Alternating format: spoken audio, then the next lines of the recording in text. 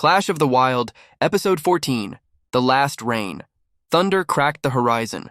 After seasons of drought, war, and silence, the storm had returned. Not gently, but as if summoned by the rage of the land itself. This was not just rain. It was judgment. The gathering storm. The lioness stood at the edge of her territory, her coat streaked with blood, her eyes scanning the darkened horizon. Beside her stood her teenage daughter, her face scarred but proud. The cubs huddled beneath the twisted trees behind them. The first drops fell, hot, heavy, hissing into the dust. And with them came the wind. And behind the wind came war.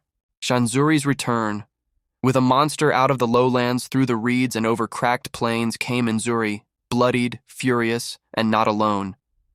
At her side was a beast whispered of in hyena stories. Watu, an exiled male twice the size of any known. Covered in old scars and missing an eye, Watu didn't speak. He didn't laugh, he only killed. Inzuri had found him in the far gorges, cast out by a rival clan. She promised him revenge, meat, and chaos. Together they moved with a broken pack of hardened survivors. One goal in mind, end the lioness. Burn the pride. Bahari's march.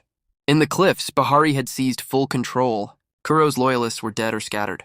He stood before the tribe, thunder booming overhead. The predators bleed each other, he said. Now we rise. Armed with sharpened sticks, stones, and numbers, the baboons began to descend from the cliffs, not to scavenge. To conquer, and leading them, was a guest cloaked in spots. The leopardess. The lionesses stand by the river, where the trees still held green. The lioness gathered her pride beneath the crashing rain. She had waited long enough. She did not run. She chose the battlefield. Her daughter took the left flank with the younger lionesses. Her son circled with two former rivals, ready to strike from the hilltop. The cubs were hidden in a den deep in the rock, guarded by the old matriarch who once challenged her and now stood as her last line of defense. Lightning lit the plains, the storm howled, and into the clearing came enemies from all sides. Zuri from the south, Bahari from the east, and through the wet grass on silent paws, the leopardess, stalking her final prey. Inzuri charged first, Watu at her side, jaws tearing into a lioness's shoulder. The teenage son struck him head-on, driving Watu back with a roar that split the sky. The baboons flooded in, stone and fang overwhelming the outskirts. Bahari screamed commands from a termite mound, his warriors dragging down injured lions in swarms. Then from above, the leopardess struck. She didn't go for the cubs. She went for the lioness. She landed from the trees in a blur, claws outstretched. But the lioness had waited for this. She caught the leopard mid-leap.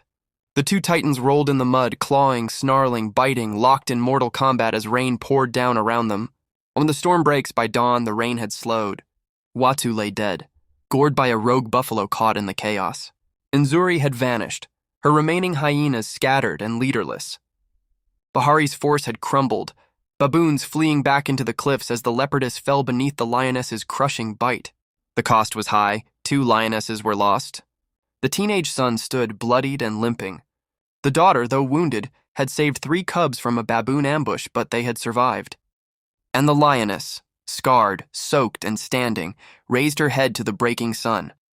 She had not just defended her land. She had claimed it forever.